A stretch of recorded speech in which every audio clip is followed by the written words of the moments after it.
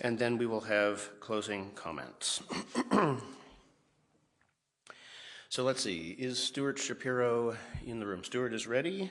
Is Don Tebow in the room? Okay. And Adam will be on the phone. Hey, Laura, could we start the process of getting Adam Madlin on the phone and able to? Okay, thank you. I believe that Anne and Scott Shorter will also need to be dialed in from on the phone. Anne may still be switching logistics from the previous meeting to this one. Okay, so why don't we get started? So I think we've had a pretty good week. Every session that I've been in has been very productive. I think we're making a lot of progress. I think there are a lot of deliverables that are starting to take shape. It's very gratifying. So hopefully everyone is going to get up here on stage and tell me that things are even better than I thought. So no pressure, Stuart, but you're first. We'll have the Privacy Committee report from Stuart Shapiro.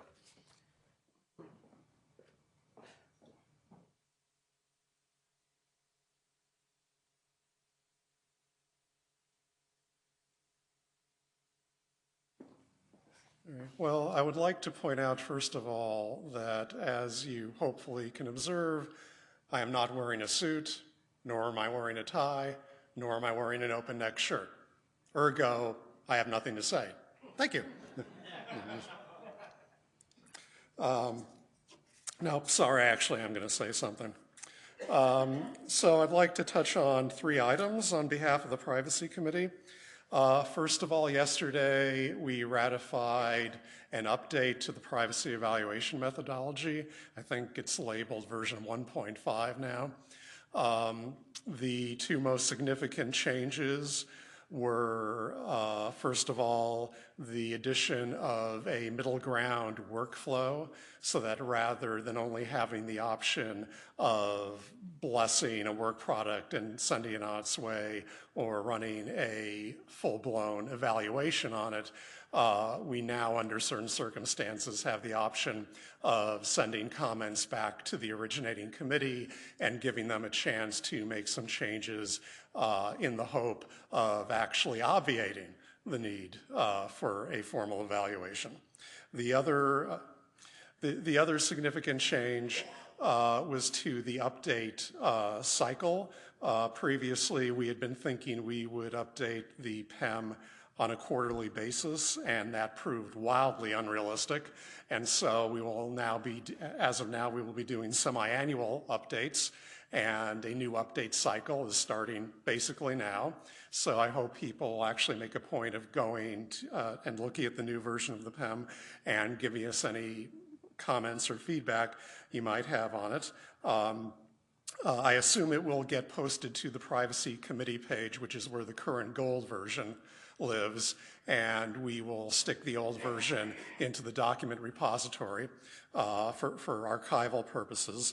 We will also stick in there the marked up version so you can more easily see what got changed in the new version, and we'll also stick in there our dispositions table. We have a couple of tables where we have all the comments and feedback that we received, and it indicates what, if anything, we did about it. So that's the first thing. The second thing, well, as you've just heard, we've pushed something out, something significant out. We're also taking stuff in. So one of the things we've recently taken in, or depending on your point of view, got shoved out at us, was the first edition of the taxonomy, and we are currently working to review that and turn that around. We're also trying to finalize comments on the current crop of use cases.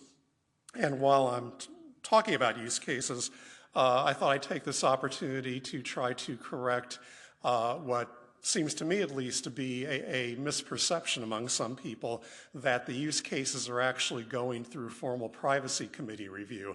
And the fact is they're not. And they're not because we view them as internal tools which are going to be used to help develop the identity ecosystem framework rather than as actual pieces of the identity ecosystem framework.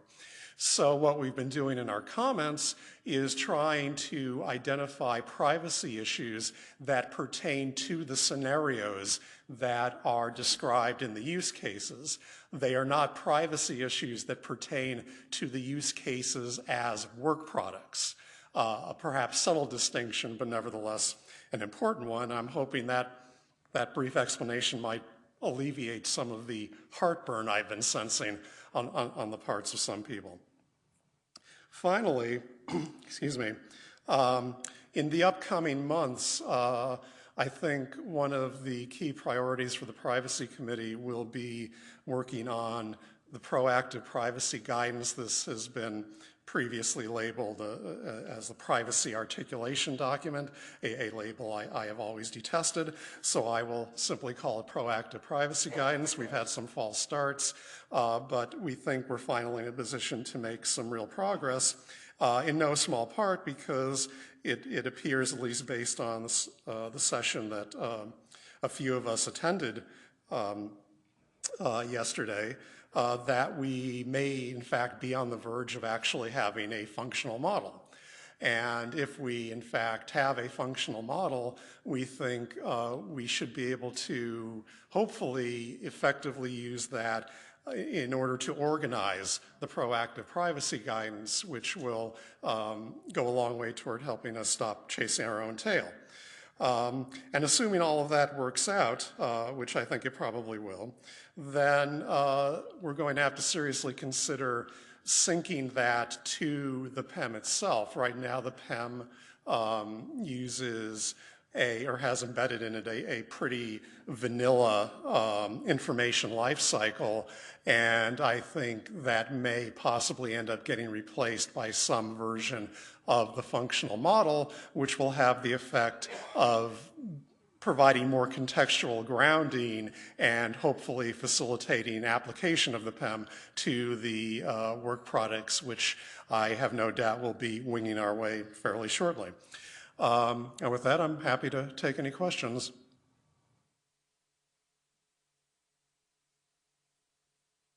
Well, everybody's fat and happy from lunch, so. Well, so I have a question. Oh, Bob. But it's an easy question.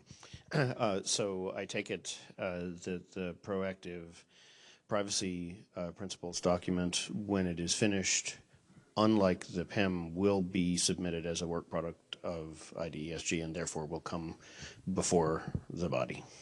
All right, that's an interesting question. I mean, I think it would, I think if the intention is to make it part of the identity ecosystem framework and have it inform what, what trust frameworks or whomever who wants to, operate under the umbrella of the identity ecosystem framework, if that's if that's part of how it's going to be used, then I would have to say yes, it would have to go through that process.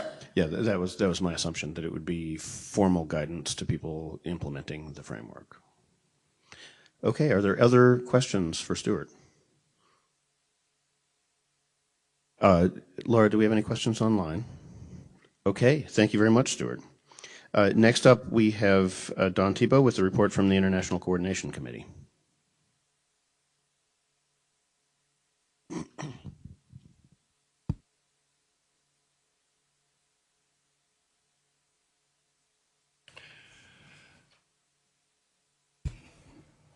Last year, the International Coordination Committees focused on building what we called an inventory of stuff out in the world that looked like, walked like, and sounded like NSTIC. We drafted that, warts and all, knowing that it would be an evolving document. At the same time, other folks in the broader community, people like Kalia Hamlin, Tom Smettinghoff, and Scott David, also compiled a similar kind of list of important internet identity community touch points. So we have a rough draft of this baseline inventory of stuff that looks like things that we are concerned with and doing here. This year, the International Committee began with what I call bridge building, building liaison relationships with some of those organizations that would be important places to begin. Yesterday, we talked about what is it that we're going to send over that bridge that we're building and receive from. So we had the great opportunity of having in our meeting the folks from SEDEC, who have done a great job organizing an EU-centric view of the ecosystem. So we're building these bridges. We have a sense of the destinations that we want to go to and hear from. And that really goes to the core of the mission that we have, which is to both be the vehicle as the International Committee for informing the conversations of global partners with what's going on here, but also bringing back those conversations from those global partners to inform the work that we're doing here. One of the most important things that we are beginning to do here in the Trust Framework Committee is the survey that Jack and Andrew alluded to, which is to really begin to survey folks that are in the trust framework business, trust framework providers, if you will. And yesterday, the International Committee took on the task of optimizing that subset of the standard of that trust framework survey for international distribution and international audience. So our job and our action items are to review that survey instrument, optimize it for international digestion, and then begin to report that back here to the those of us gathered at future committees and plenaries. We've also identified with the SEDEC folks kind of the first instance of this bridge building and information exchange. And we see the EMA conference in London in June as a place where we can meet up again with the SEDEC folks. We can begin to report out what's happening here to that international audience and then pull back that information. That information, again, will be highly informed by the results of the survey that we'll be collaborating with, the International Committee, with our colleagues in the Trust Framework Committee. So we have a time and target certain. We have a liaison relationship with the folks from EMA, who happen to be the distributors of the SEDEC content. And I'm pleased to report that we have a concrete near-term set of targets to hit. Thanks very much, Don. Do we have questions for Don and the International Coordination Committee? If I may, there was a couple of questions that kind of came out of that conversation we had earlier with our colleagues in the UK, the IDESG there and the IDESG here. So again, OIX can be an important vehicle and facilitator to the this kind of communication back and forth. We hope to find some pilot projects that are being spun up by the, for example, the British Post Office around in-person proofing standards. And what we'd like to do is to find a way of mapping that information into some of the work that obviously will be part of the F6 program. So that goes to this notion that not only trust frameworks are being developed and applied in different venues and different global arenas, but also importantly the rise of these hubs that you see in the form of F6 here, the concierge version in Canada, the hub architecture that David Rennie alluded to. So I think in both the notion of the trust framework and the all-important trusted transactions that will be hopefully building in volume and velocity through these hubs like F6, we can begin to actually see real traction in the marketplace for the kind of work that we're doing. Thanks very much, and we have a question in the back. Do we have a mic runner?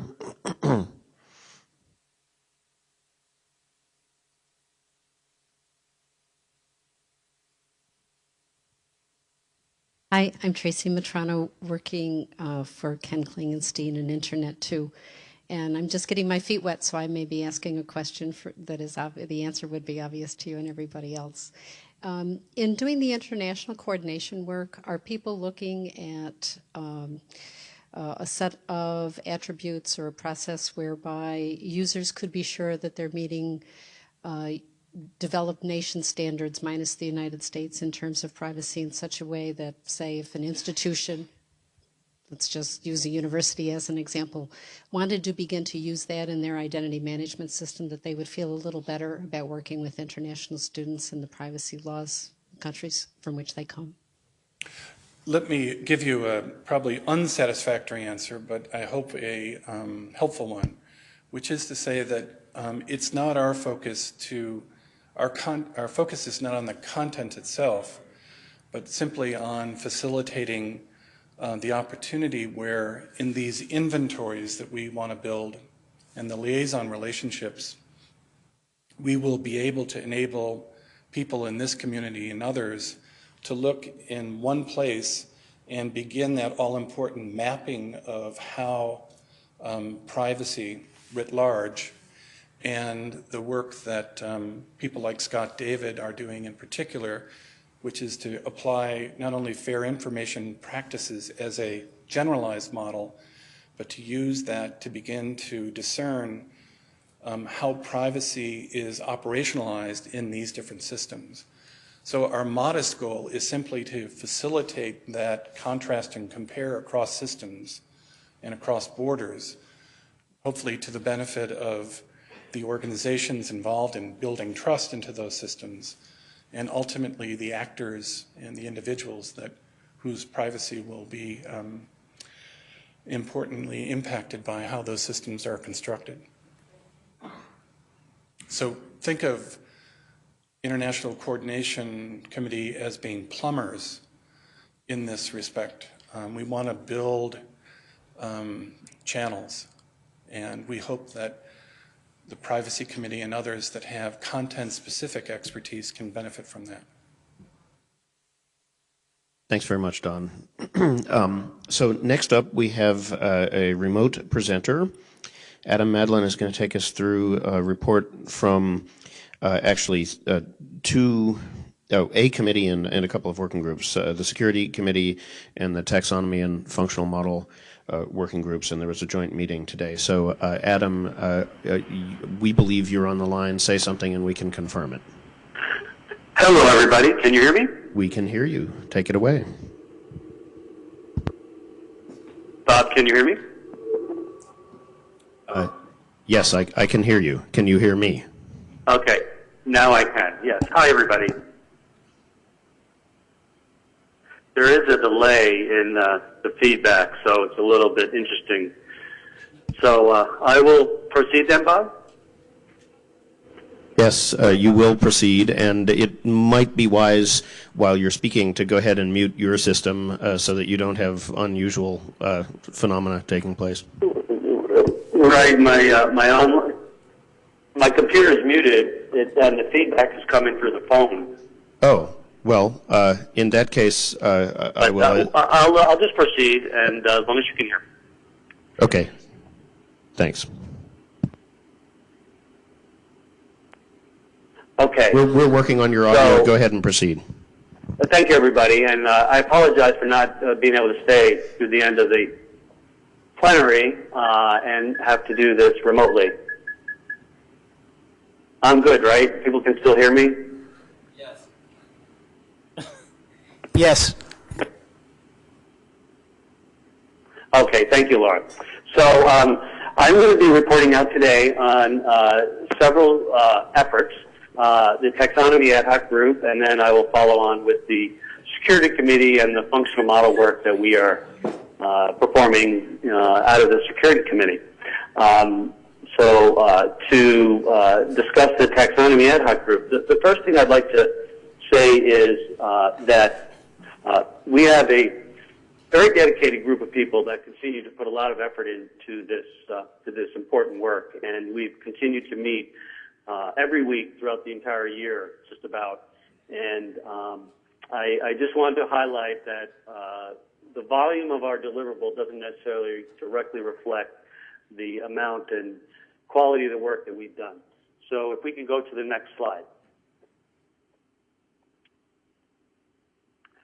So we have, last time I spoke at the plenary, we had submitted our first release of the glossary for privacy review and did receive some feedback that needed to be addressed. We did complete a revision of the glossary and resubmitted it to first the Standards Committee, who has adopted the new version, the new release. We are, again, to remind everybody, chartered and tasked by the Standards Committee. We are acting under the auspices of the Standards Committee. So the Standards Committee has completed a vote on the new glossary and has approved that. We have since, as Stuart mentioned, submitted it to the Privacy Committee for formal review and are in the process of, pending the Privacy Committee feedback, will be submitting it for formal adoption to the plenary.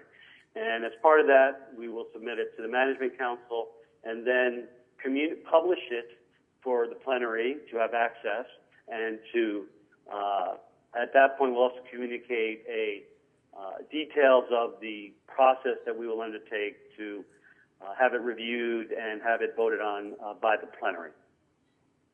I'd also just like to note that line muted is available online, a year-end summary of the taxonomy work. So I encourage anybody to go to our wiki to view that if they'd like to get a little bit more detail on what we accomplished over the past year. And as well as highlight that one of the, I think, relatively important things that we've accomplished recently is that we are now much better at updating our documentation, updating the wiki, and are very focused on doing that. So I encourage everybody to go to the IDESG wiki, look at the link for terminology, and there's quite a lot of information there, including the glossary, other terms, information on our process, and meeting minutes are all posted there. Next slide, please. So in addition, once we process for the original glossary, we have been pursuing additional work, and the whole topic area of anonymity and pseudonymity came up full force within the taxonomy effort. As part of, I mentioned that we had to revisit the glossary based on feedback. A big concern that came back is related to the properly addressing the anonymity requirements of some of the definitions.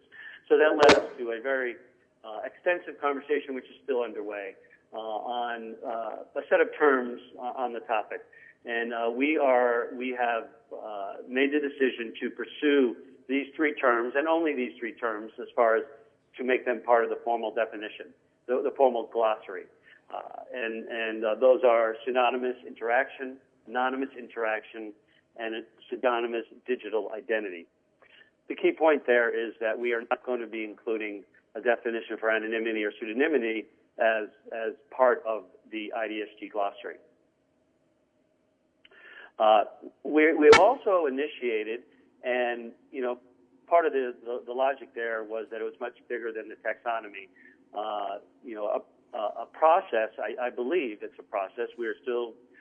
Bob will be talking about it later in the report out around some feedback from our Birds of a Feather session on anonymity and pseudonymity. But we believe we started a process on how to better understand and apply those concepts for the IDESG. And that came out of a lot of the work that the taxonomy ad hoc group has initiated.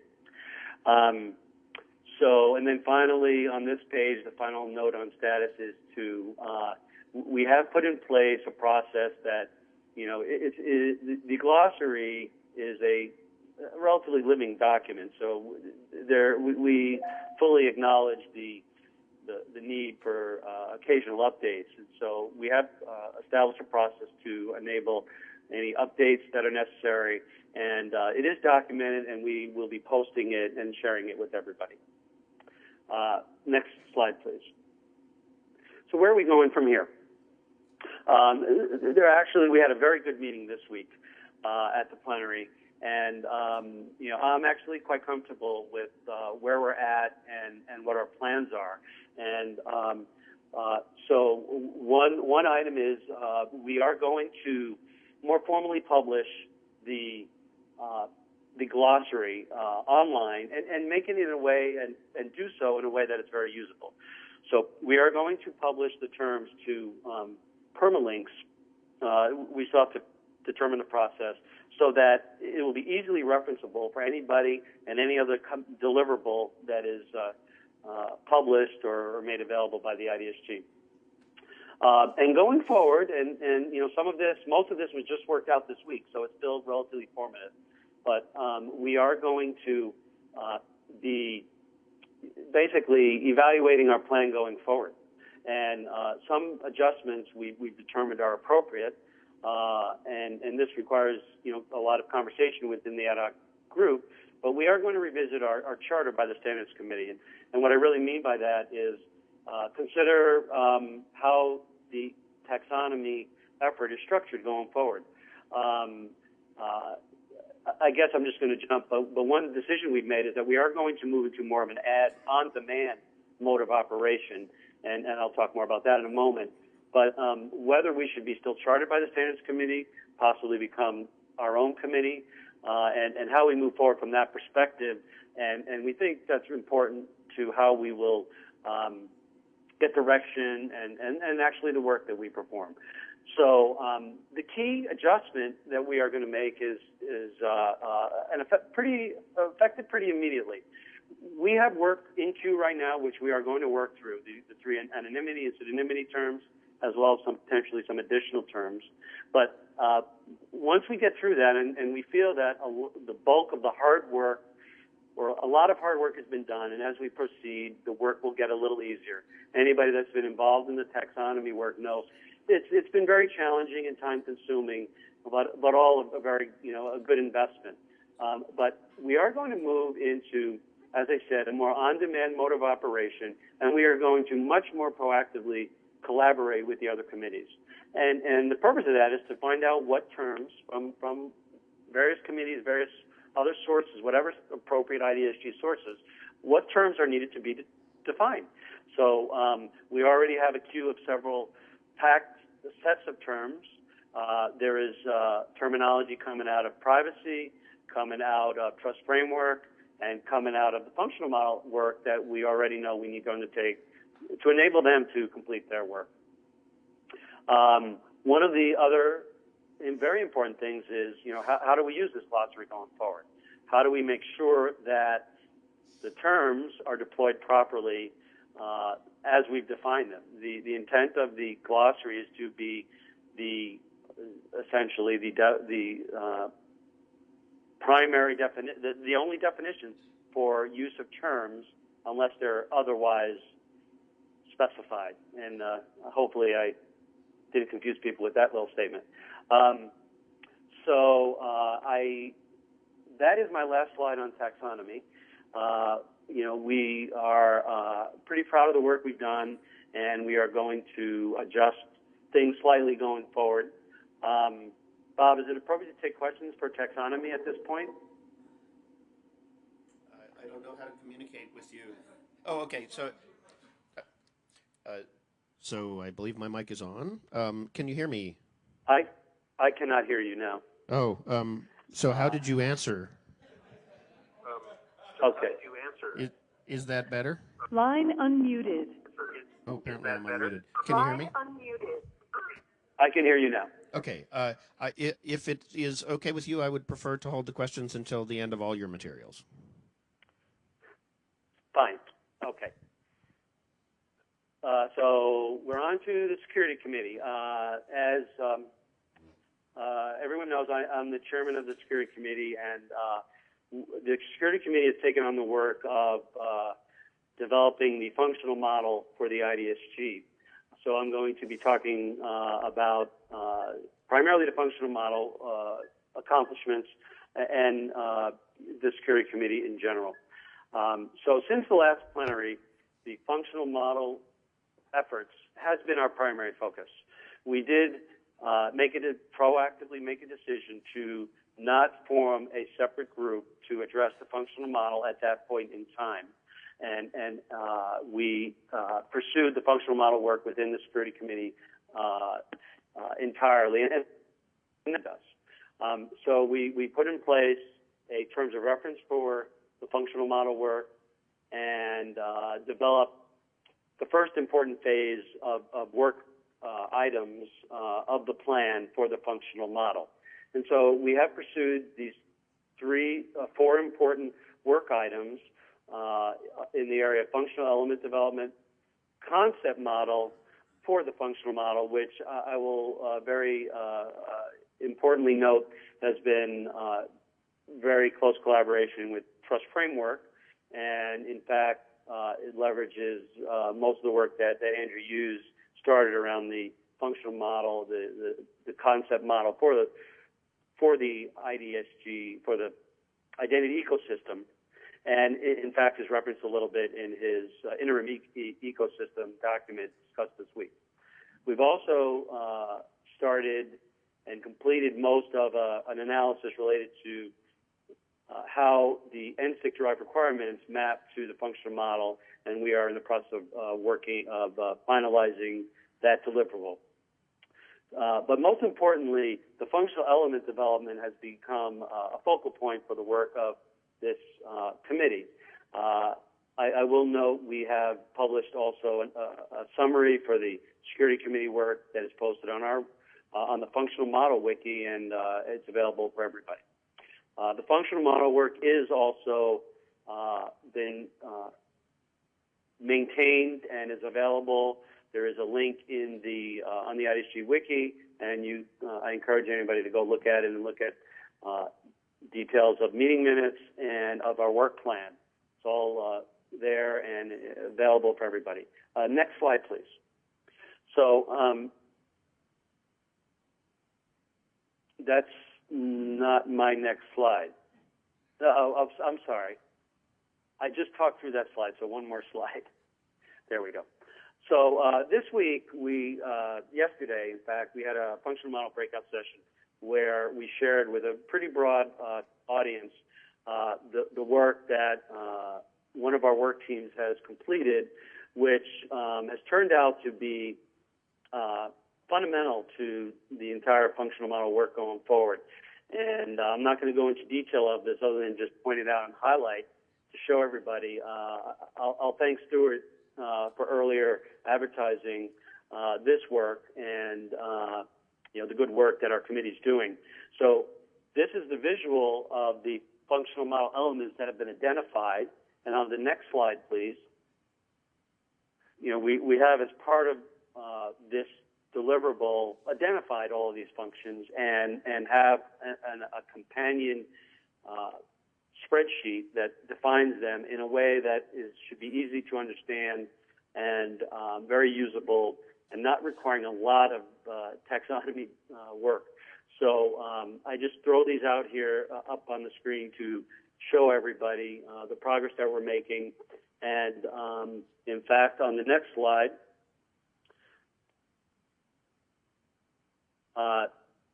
the committee has a little bit of work left to do on the functional model itself, just to do one final review and do some documentation related to it.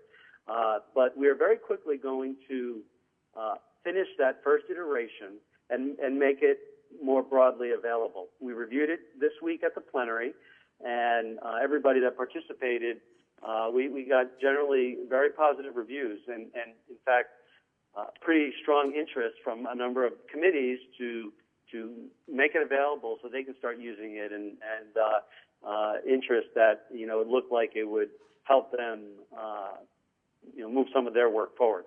So we're going to be striving to get that out as quickly as we can. And as it turns out, we flushed out the first phase of the plan, knowing that there were many other things we had to figure out.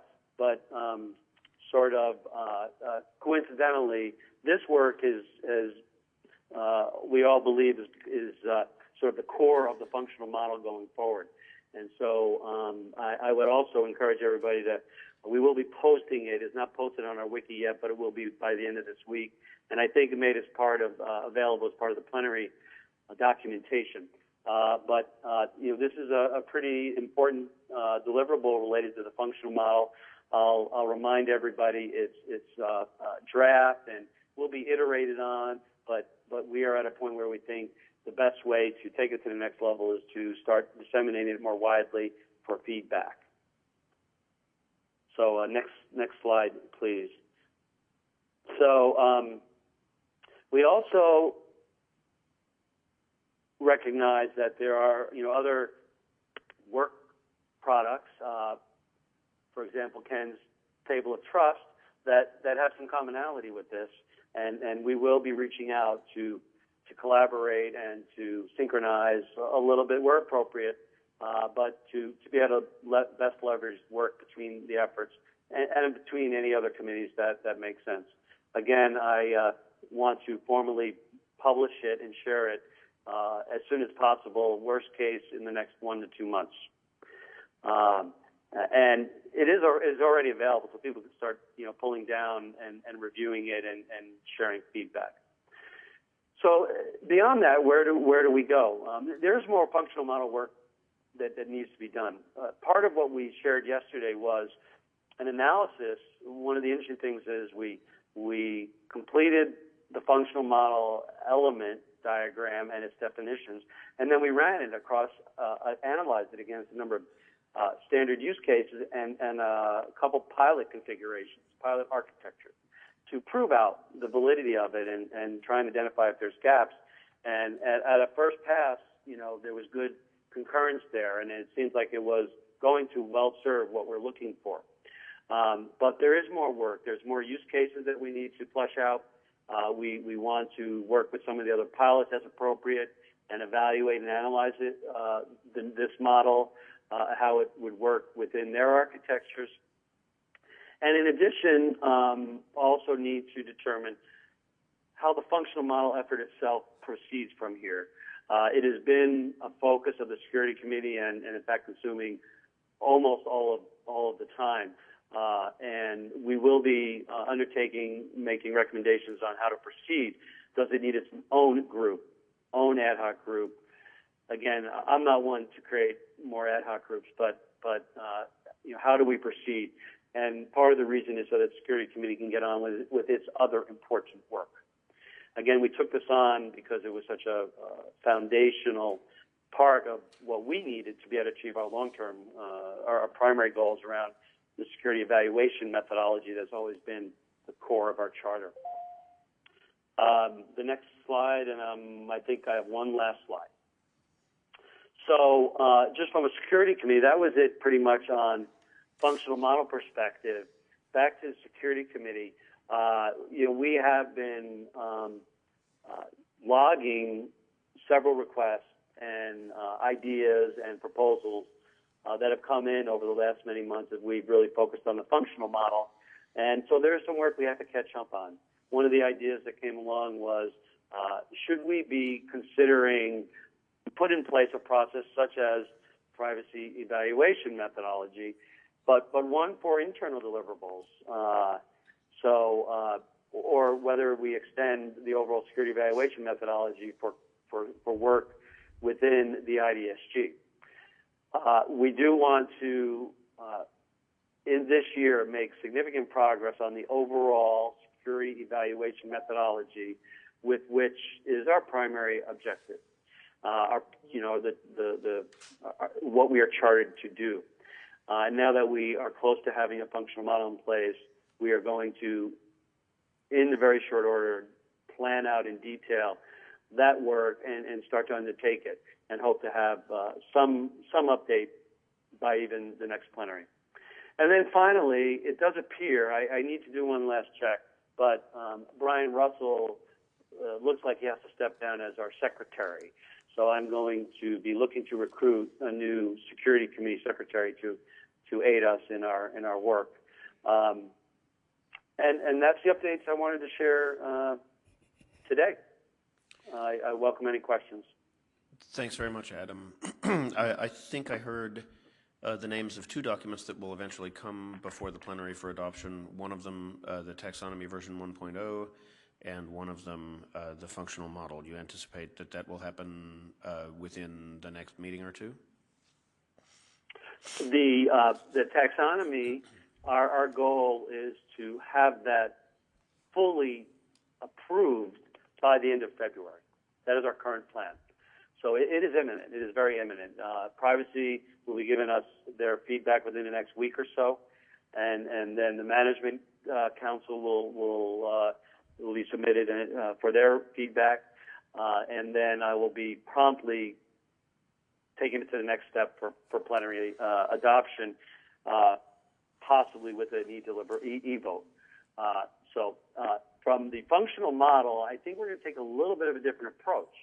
We're going to throw it out into the wild and let it percolate and gather a lot of feedback and input. And we do have work related to, use case analysis and pilot architecture analysis, and that's going to take a period of time. So as far as any formal submission for formal approval, that might not be before the next plenary, but it will be out in the wild and available for people to use for internal efforts well before then, within the next month. Okay, thanks. Hey, Bob? Yes, that's very good. So those of you who are going to be interested in the discussion should probably take a look at the taxonomy draft now, as it will be coming before you for consideration sometime soon. Are there questions for Adam? Yeah, we have a question from the remote site, Laura. We have a question from Anne Rakuya Robbins. She asks, where is the metadata element expressed in the diagram? It's part of the entire deliverable. I think the diagram itself is the metadata. That's the way I look at it. But we'll... So explain, if you would, a minute what you mean by that. What would the diagram be metadata of? It identifies all the functions that we think are included or need to be included in the ecosystem, and I think we're switching to it. And so there is no additional metadata work that is planned for it, but in a sense, I believe it could serve that purpose. So I think you're likely to receive comments on that topic, on the topic of how metadata is included in the functional model. So I welcome that. Okay. Other questions from the room or from online? Okay, thanks very much, Adam. Very helpful. And I agree, by the way, the meetings this week went really well. So next up we have Tom Sullivan to talk about the Healthcare Committee. While Tom is coming up and getting ready to talk, I'd like to ask for Anne and Scott Shorter to dial in on the phone so that we'll be ready to put them on the line when Tom wraps up.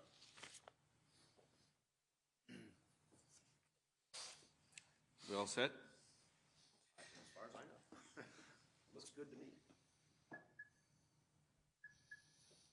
Okay, we're adjusting something here. Yeah, that sounds better. All right, good. Thank you. Well, as everyone else has already said, I've learned quite a bit, and I think the group has learned quite a bit from these past 2.5 days. I must say, I hadn't heard before how you can tell whether or not the speaker knows anything by the way he's dressed. So as you notice, I'm wearing a tie. I have a suit coat, but no matching trousers. So maybe I'm going to be telling you half-truths, and you have to figure out which one is right. But I certainly know the healthcare space, having practiced in it, quote unquote, for 40 years. The security and identity space is a little newer. So the first thing I'd like to say is, we were one of the few committees that had 2 breakouts devoted to healthcare, and I particularly like that format now, and I think our members do, because what we've tried to do, we recognize at the plenaries, there are a number of people who come to these sessions and call in who are not regular members, and we really welcome that because we learn so much from them. And in addition, we've tried to use day one as an educational exercise. So on day one in our breakout, we had a presentation from one of the older pilots, the AMVA and the Northern Virginia INOVA pilot, and it was, again, so helpful, even though I recognize that they presented in a 3-hour webinar several weeks ago. So what I thought might just take up half the time took up the whole breakout time because there were so many questions and some great answers from the folks that were there, so I really want to thank them. So we see the format as being education on day one and more oriented towards business on day two, which is what we did. I will say I particularly like the growing emphasis in IDESG on healthcare problems and some of the solutions that are being offered, because we really think there are a lot of problems in healthcare that lead to redundancy and inefficiency, and we have high hopes. I also particularly like that pilot in Northern Virginia, where you're dealing with a hospital that's heavily regulated by the federal system but also by the state system, and you're using a state agency, the motor vehicle agency, to help come up with some solutions. So we want to see that succeed, and we'll continue to follow it. On day two, we got more or less back into some of the business that we do, just simple things like updating minutes, approving them, and talked a little bit more about some of our use cases. In spite of all this time, we've only formally sent one use case up to the Privacy Committee, and I understand from attending one of the meetings that I think they believe it would be helpful for some of us to explain some of the details of the particular use case. I'll just say we're talking about what's called a record locator service, or a relationship locator service, which is one of the descriptions of the HIEs that are appearing in all the states. Now, HIE is a health information exchange, not a health insurance exchange. We don't want to get into that kind of HIE. But the health information exchanges are tools to help with interoperability, where one electronic record or one hospital electronic clinical system doesn't talk with another. So we've talked about that and how we can help and learn. We also talked about delegation of authorities. Some people use delegation of credentials, and delegation of authorities is apparently more appropriate, because we see physicians who are, in many cases, the federal and state agencies that are telling physicians, you must do this, you must do that, that it's just not going to happen. The physicians will say, well, my trusted staff in the office or in the hospital are going to sign in and do this or that. So we think the concept of delegation of authorities, and again, I hesitate to say identities or credentials, but I know some people use those terms. Maybe that's something for us to discuss with Adam and the taxonomy group. So that's the real world of physician office and healthcare practices, because you just cannot expect physicians to be signing in and retrieving records and other things while they're still trying to see patients. We talked about something that's relatively new and yet relatively old, the PDMPs, prescription drug monitoring programs. Just about every state has one now or is upgrading it. They've actually been around for more than 50 years, all on paper, where the state is trying to address the problem with addiction, fraud, and abuse, and diversion of controlled substances.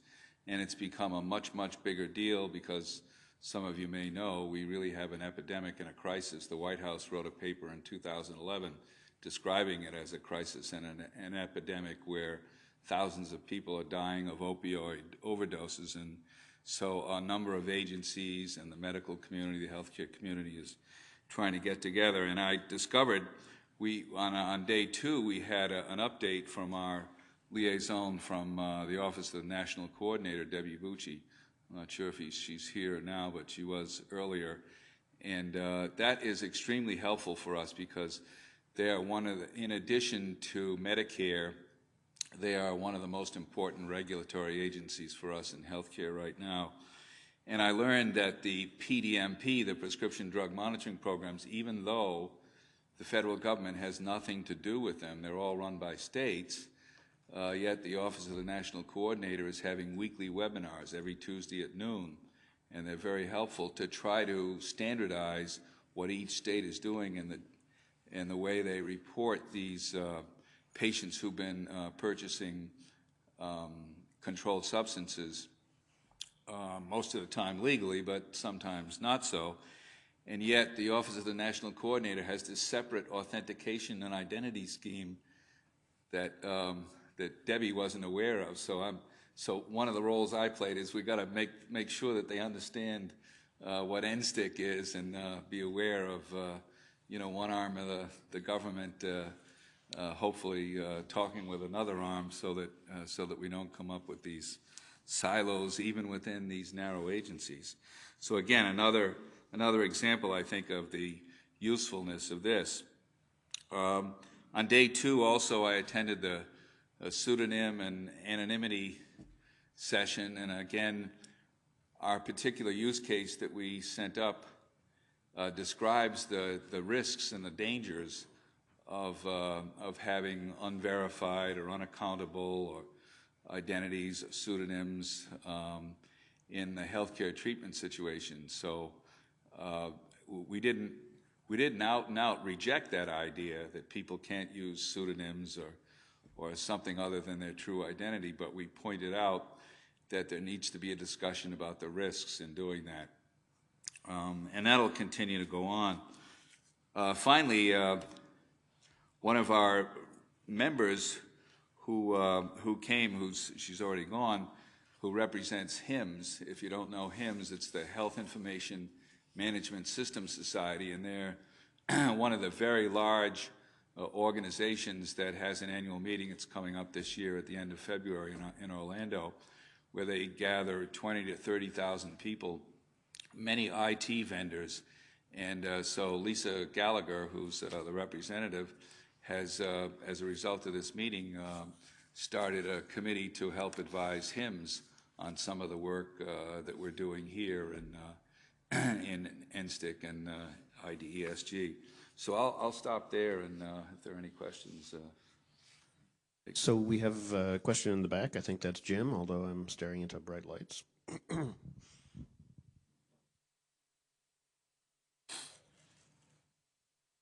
Laura, while we're running the mic, do we have any questions from online? Okay, thank you. Tom, thank you. Listening to the early part of your discussion, I was just curious, given some recent newspaper accounts that doctors are now, in some cases during their practice, able to do the medicine part using scribes to fundamentally take notes and provide the official record of the patients and the interface to the administrative part. Is that a new development that needs to be put into A, the use cases, and B, the consideration of how information is handled? I'm pretty sure I read the same newspaper article as you. So the answer is, it's not a new situation, but it's pretty uncommon.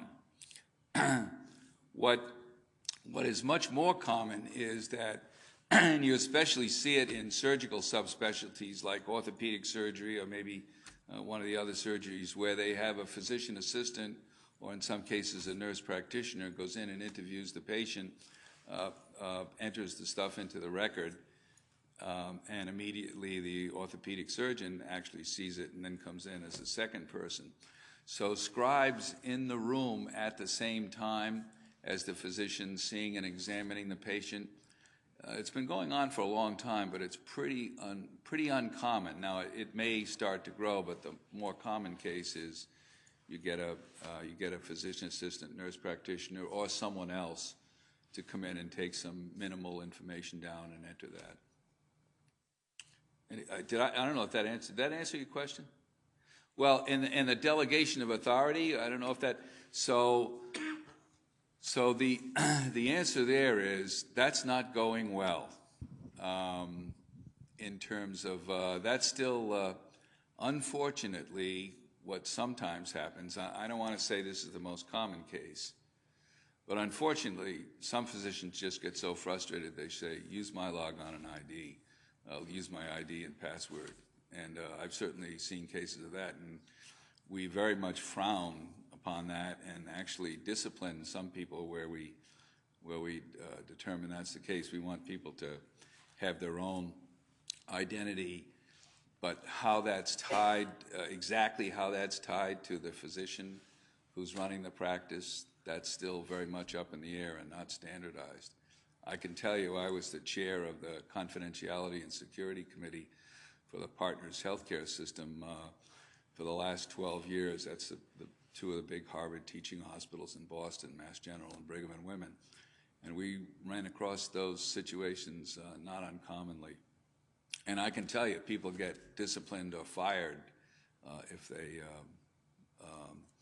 if they abuse those privileges. Are there other questions for Tom? Anything online? Yes, there's an online question. Laura. This is from Warren Blosjo. How does the Healthcare Committee hope to bring together the major firms working at the state level on proprietary PDMP solutions? Can they leverage the IDESG efforts?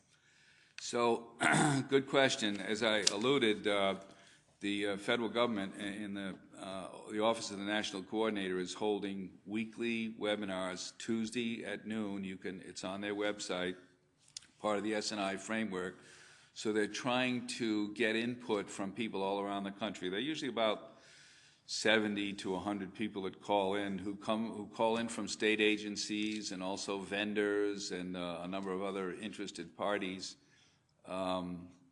Interestingly, the DEA has nothing to do with this. Remember, these are state agencies like New York, the Bureau of Narcotics Enforcement. The state of New York passed a law 2 years ago mandating that all controlled substances and legend drugs be prescribed electronically by March 2015. But they also mandated that you, as of last August 27th, you must consult this PDMP every time a patient comes in where you're going to prescribe a controlled substance. And actually, I just last week, I talked to one of the New York physicians who said, even though the Medical Society of New York strongly opposed it, it's actually working better than anybody expected, which was a real surprise. So you can get these names back, but there are restrictions as to who can look at this. And each state is very different. So how do you bridge them together? There's a National Association of Boards of Pharmacy that's trying to come up with some standards, but states are very reluctant to give up their authority to do it their own way. And I'll just give you an example that was in the public press. Florida had a big problem with breaching their PDMP, so people's names were revealed. And the directors of the New York one said, we're not going to outsource anything. We're not going with anybody else's standards. We're doing it ourselves because we are so concerned about breaches of privacy that call us back in a year or two. So there is an effort underway at the federal government level, and there are some state collaboration discussions that are going on. Okay, I think that's it for Tom. Thanks very much, Tom. Very interesting. So next up, we have another remote presentation, and this is a presentation from the Standards Committee. I'm staring at Laura to see whether we have Anne and or Scott on the phone. Anne, are you there? Yep. I'm here. Okay, Anne, we can hear you. I believe that your volume is being turned up as we speak. And okay. Do we have? Yes, we have your slides up here on the screen. Okay. I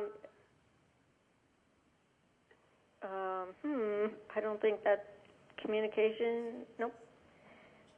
Oh, we had them a minute ago, but they're... While it's coming up, it's not essential that the slides be there, but there are two things I wanted to update people on.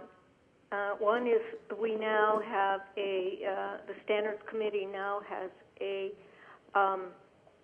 standards adoption process outline. And it's currently on the File Depot, and it will help people understand, because standards is really the common ground for the IDESG. It's the one thing that all the different stakeholders will try to agree on.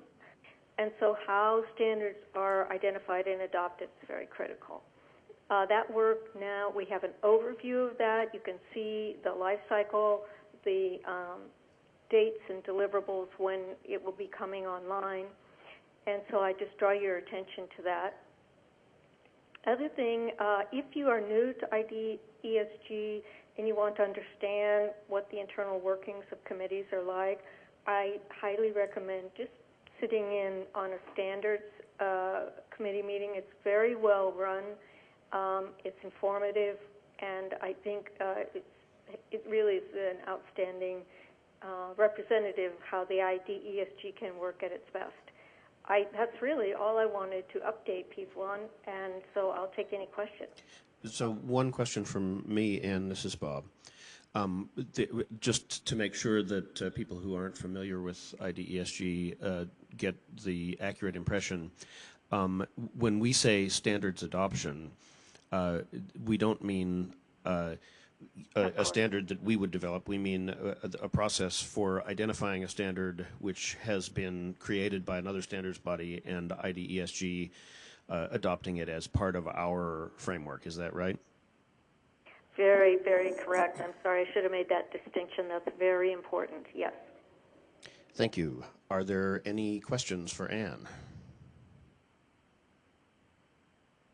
There is a question for Anne, and once again, I can't really tell who it is because of the bright lights. Hey, Bob, it's Glenn Schoonover. There's one other thing, not just adopting standards that exist, that have been developed, but identifying gaps where there may not be any standards, and then working with the standards bodies, providing feedback and trying to initiate the development of those standards. But we don't own the development process. We provide feedback into the SDOs so that they can develop those standards. Yeah, so that's a really important point. And Anne, can you let us know whether that feedback loop that Glenn just described is part of the current draft of the standards adoption process? It is absolutely a part of that, and it will be further amplified, how gaps are identified. Okay, thank you. Do we have any questions from online, Laura? Okay, in that case, do we have Scott Shorter online? Hello, can you hear me? I can hear you, Scott. Welcome. Excellent, thank you. Take it away. Is someone able to load my slides? It is in the process of happening. By the time you begin talking, hopefully it will be here. Okay, very good. Well, happy to meet again to discuss the status of the use case ad hoc group work. We're chartered by the Standards Committee, and I'd like to say, I guess, we use the wiki as well, and I want to say the same thing Adam did, which is that the volume does not necessarily reflect the quality. We have a considerable volume of diverse quality input at this point. You know, some still very sketchy use cases that capture an idea briefly without expanding, which is fine because the ones that we've chosen to develop that, you know, they get the details, they're more consistently presented, and we've sort of talked around them for quite a few weeks now. As you see on the screen, there were over 70 contributed last year, and we've got 14 that are currently in the compilation phase, And actually, next week, the Standards Committee is planning to select a set for publication. So I think at one point this was requested as a 2013 deliverable, but a number of procedural steps are unanticipated, and we're still making progress, but not quite there yet. I believe that's among the themes of the day. I think we've had some very good discussions in the course of reviewing the use cases weekly, and thanks to all the participants. I don't want to try to name them here because I know our time is brief. Other things we did this year was look at the OASIS identity in the cloud use cases, and I want to mention those in particular because OASIS is releasing an additional analysis and gap analysis of those use cases that I think would be helpful for us to take a look at as we, seek to understand what we can do with this collection we've developed. And then one interesting analytical thing came up when Adam asked for a categorization of use cases that might be pertinent to this week's Birds of a Feather discussion.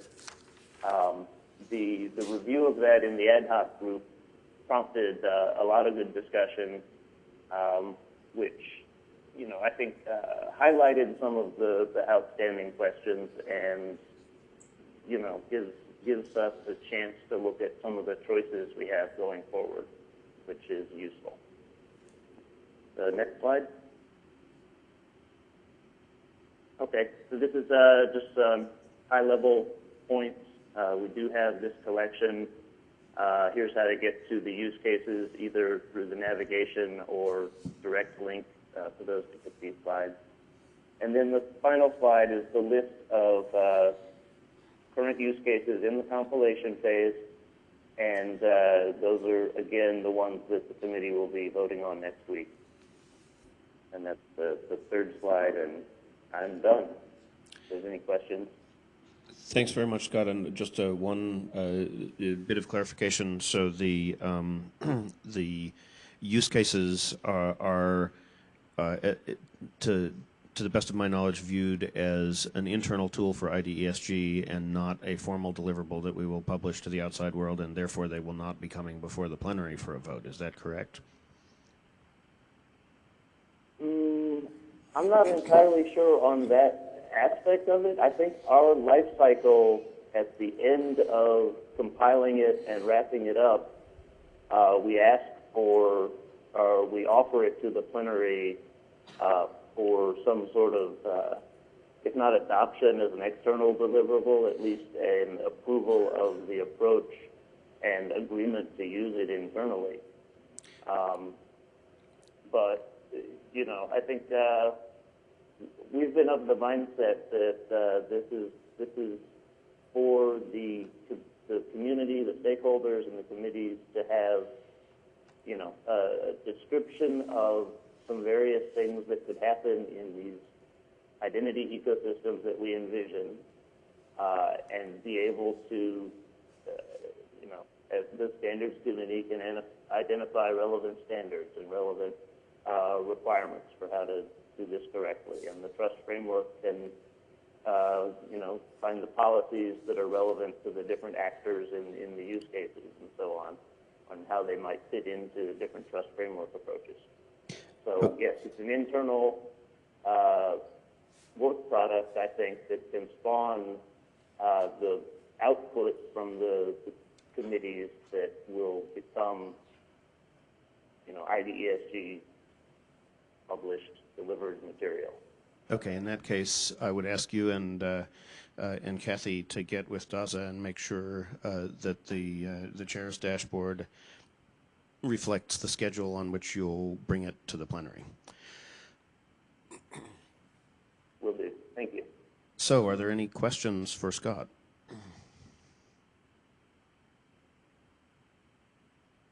Not seeing any hands in the room. We're not even close to break time, guys. You got to maintain your energy level here. Do we have any questions from the chat room, Laura? Okay, thank you very much, Scott. So that wraps up the Standards Committee presentations. Next, if Jack Seuss is back in the room, oh, there he is, conveniently sitting all the way at the back, we will have an update from TIFTM. And is Jim Shear in the room, just so that I know that we're ready? Okay, good, cool.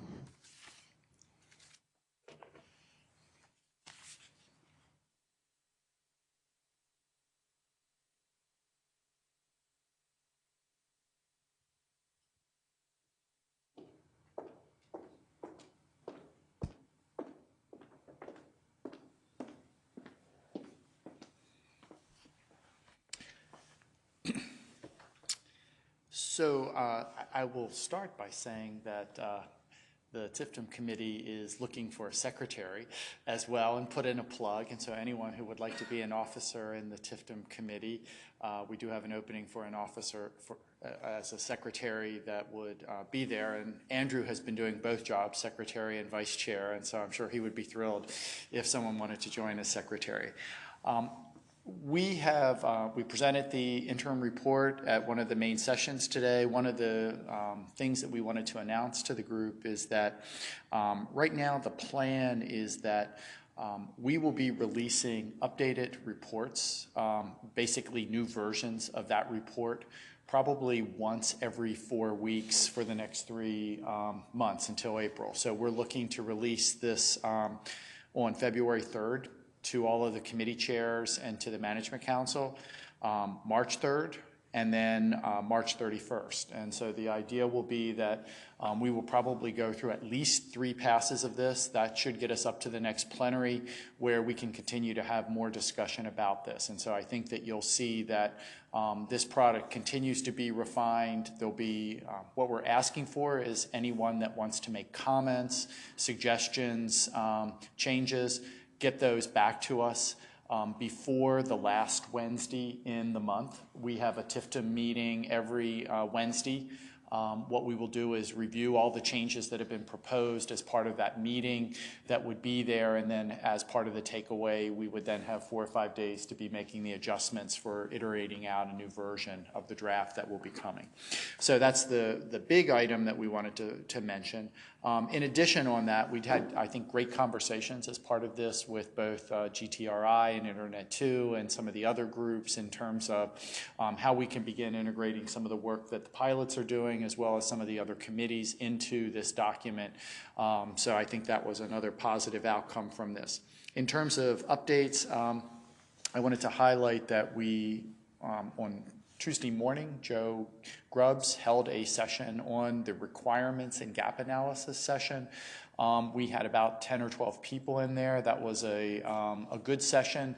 Joe is very anxious to get additional participation in his work group, and he is expecting to be releasing a document that we will share with the other chairs.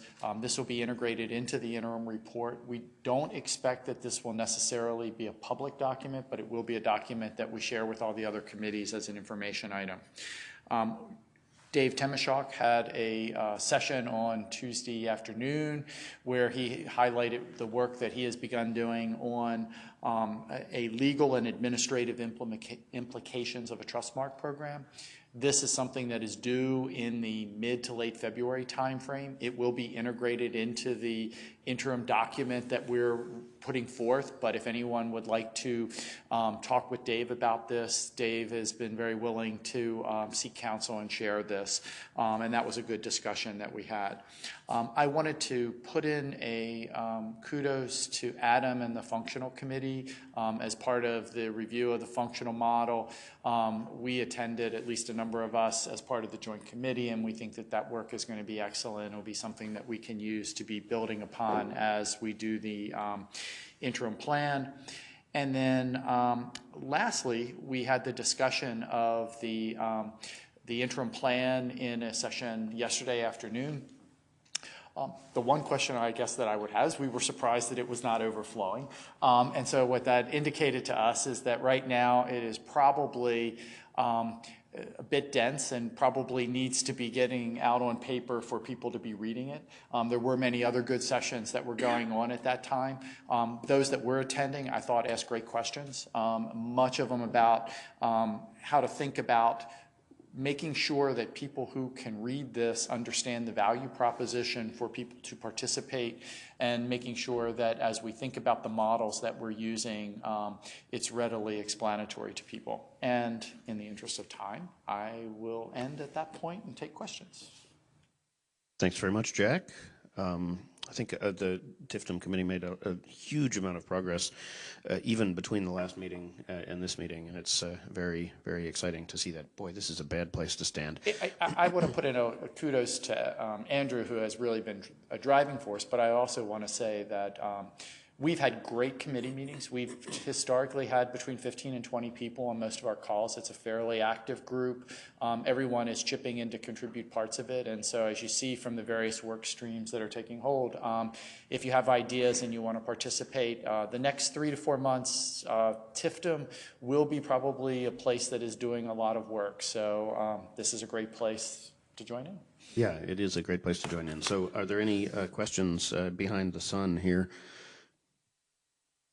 Yes, there. I think Andrew. I think it's Andrew. All I see is a big green blob right now. But hopefully, he does not have a question. Jack, when will the interim paper be published on the? Oh, sorry, I've got the answer to that. I'm going to incorporate much of the material that I got from this week into the document and actually publish it. You may have noticed that some of us have been talking about it as if everyone's seen it. It's had about a dozen people give direct comments in its very, very early stages. Not really ready for a wide distribution, but I got about 7 hours on the plane to kill to get home. So I'll do a bunch of the work there. Well, I would say that, we're committed to doing the February 3rd, which is only roughly 10, 12 days away anyway. So we'll probably decide whether we publish this interim one or whether we just wait and publish it all on February 3rd. But that can be a discussion next week. I'll do my best to get a version published within the next few days if I can do it, because it's needed to fill in the blanks. I mean, we only gave a very high overview. And as Bob said, there's a lot of stuff in there, really tightly packed in, so you have to read the flow through the document to get a better sense of it. Laura, do we have any questions from the chat room? No questions from the chat room. Any more questions in the room? You're all TIFTM'd out. Okay. Thank you. I can see people fading here. Okay, so next up, we have Jim Shear, who is giving us an indirect report on behalf of Jim Barnett for the Communications Committee. That's what it says on here. Am I wrong about that? How's that working? Good. Well, not so much a report out. So Jim Barnett, of course, sent his regrets. He couldn't stick around for this. But just to reiterate some of the plans for how the Communications Committee is going to go work forward that I think he presented on earlier this week. And I think that slide deck should be available on the website. I just wanted to get up and reiterate if there are questions about how to get involved and kind of the new direction this is going. An advisory committee is envisioned that will basically be helping out Kay and others with how to do internal communications in particular. So if you have ideas on how to disseminate information, reports that might be exchanged between committees, technology approaches, I think what's envisioned is that advisory committee taking folks who want to engage with really, with specific solutions or specific suggestions on how that can be structured to basically advise the group going forward. So the other thing I'd reiterate is Jim's call for if you have folks in your companies who do comms for a living and would like to get engaged and basically help out how the external communications and sort of media and traditional communications outreach is going to help, we encourage you to contact Jim Barnett to follow up, and I hope to see more activity there in the future. And that last piece is really important. So in the discussion earlier in the week at the Management Council about communications, one of the things that we discussed was the need to supplement the efforts of our volunteers who have a lot of great ideas and provide the content and and have been doing a great deal of work with some professional communications expertise to deal with issues like branding and what have you, where nobody, really in the organization is a professional in the area. So it's real important for us to see whether we can get some communications professionals from member organizations involved to supplement our current capabilities. So please do take that invitation to volunteer your coworkers for things that they aren't expecting seriously, and do give Jim Shearer or Jim Barnett an email if you find someone who would be who has the relevant expertise and would be willing to help us out. And with so many pilots here, of course, I know where you live, so I'll be following up to see if we can work together on it. So, thanks. And any other questions? Oh yeah. Well, yeah. Questions, So are there any questions for Jim and the Communications Committee? So, Laura, do we have anything from online? Nothing from online. No questions from in the room. So okay. I communicated well, I guess. You have done very well, yes. And I think you might have set the time record here, too. Okay, so we have two more brief Thanks, report see you in outs. April. Thank you, Jim. So that concludes committee report outs, but we have two more brief report outs from Birds of a Feather sessions, right? Because we don't want to have a Birds of a Feather session and have it be a tree that falls in the forest and no one hears. So the first one will be a report out from a Birds of a Feather session on user experience and human trust experience. I asked Anne Rakuya Robbins to provide this report out. Anne, are you on the phone? I am, yes. Thank you. Take it away. Well, I'm excited to report that I do believe something new was created today here in the IDESG, and it is a conversation around human trust experience, something that has been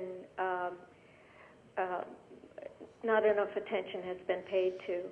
And we are undertaking to bring this conversation into greater participation, more full-throated, and are looking for people to participate.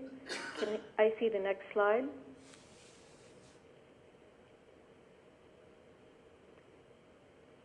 We're attempting to get the next slide. There we go. Yeah, and the next one? So I won't belabor it, but this is not intended as an overlap, but this is intended as a different approach, a new approach. It does have more traditional user experience components to it, but it really has a different vision and mission for the IDESG, and hopefully will bring in a range of issues and new voices to talk about difficult subjects and interesting and important subjects like monetizing human attributes, finding a trusted currency with which to interact, and a number of other things, drawing on this really depth of experience and expertise that's already out there in the community to work on this. So I would just like to thank Darren for participating, and I hope that we will find a satisfactory way forward, and for Bob for allowing this discussion to go on. Thanks, Anne. And I'll say, for the benefit of those of you who weren't in the room, we have a history of trying to deal with both of these sets of issues. Both of the discussions have come up in the past, and we have not executed to achieve critical mass around issues like the ones that Anne has just described. You know, what do we do about the fact that some business models monetize human attributes and metadata, and in many cases without compensation, and also the somewhat more familiar to most people issues of just the user interface of security and privacy systems sucking really badly. All of these things need to be addressed. What Anne and Darren are going to try to do is describe the set of work items that they deem important to the success of the IDESG effort. They need help in articulating that, and once they've articulated it, they'll bring forward a proposal for how to work on these things. And so if you think these issues are important, please do get in touch with Ann and Darren and contribute your opinions. If you don't think they're important, come and talk to me and I'll convince you otherwise. So the other report is on the anonymity and pseudonymity discussion, and because I took notes, I have the pleasure of reporting it out myself. We do. So I'm sorry, I forgot to ask for questions. See, I'd love hearing myself talk so much. I was just eager to get to it. Do we have a question from online? Yeah, just one question from Ross Michaels, and he asks, what is the difference between the HTXCC and the user experience working group? Well, in one sense, there's no difference. And what I mean by that is that neither of them formally exists.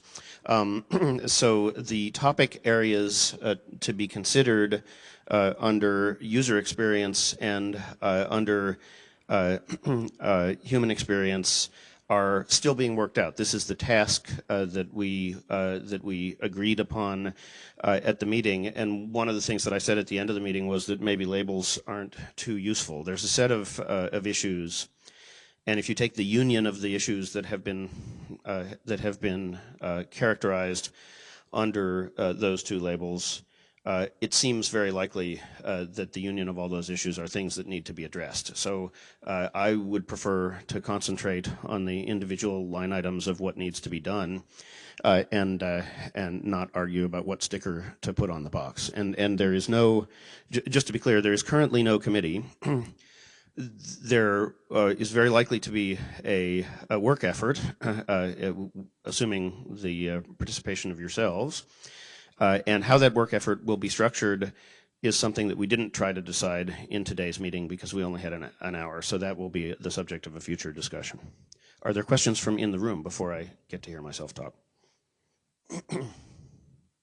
Okay, good. I'll try to be brief. So we talked about a whole bunch of issues with respect to anonymity and pseudonymity. It was triggered by a set of discussions about taxonomy, but the discussion ranged more broadly than that. We did sort of start by acknowledging that both certainty of identification and certainty of anonymity are almost certainly impossible in the electronic world and probably impossible in the real world. On the other hand, anonymity in transactions and sort of practical anonymity and practical pseudonymity are still easier in the real world than they are online, and that's a problem in the view of almost everybody who is in the room. There's two ways to fix the problem. One is to make anonymity and pseudonymity much harder in the real world, which is happening, right? So if you look at things like Google Glass, it's a side effect of that there are certain things that you used to do anonymously that maybe you no longer do. The other approach, though, I think is the one that IDESG is dedicated to, namely providing a sort of humane set of options for anonymous and pseudonymous interactions in the electronic world.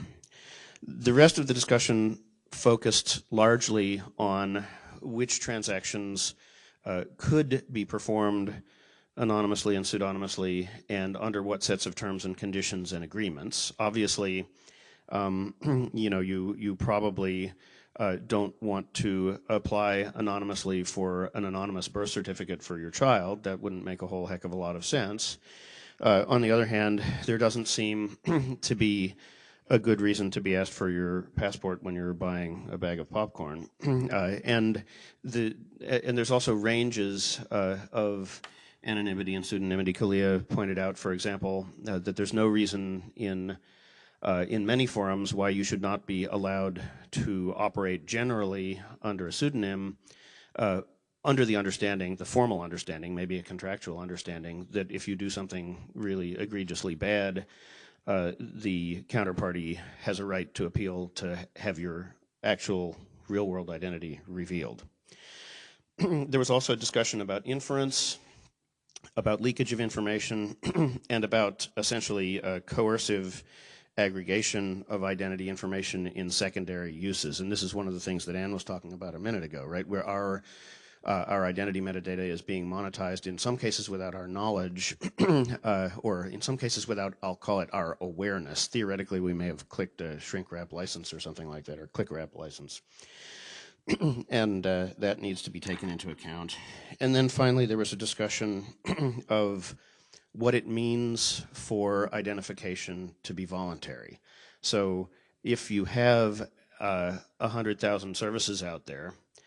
You could take the position that each one of those services can, as a matter of commercial interest, make its own decision about whether it requires its users to identify themselves or not, which, if a whole bunch of them decide to make people identify themselves and a whole bunch of people decide not to, is probably fine. But if all 100,000 of them say, no, actually, for commercial reasons, we are going to make you identify yourself, then all of a sudden it becomes, perhaps theoretically, but not practically voluntary. And that's a discussion which has to be had, too. So that's my summary of notes from the meeting. And I'll type them up and send them around. And I suspect that this will find its way into taxonomy discussions, but also into other committees' discussions as we go forward. Are there any questions or comments about that?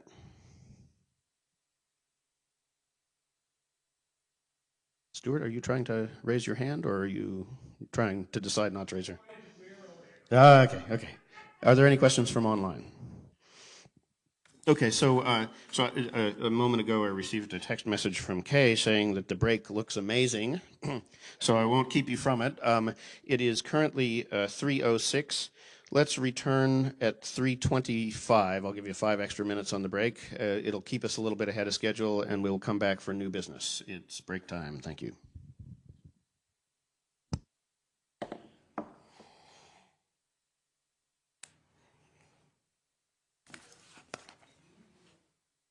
Don't all get up at once.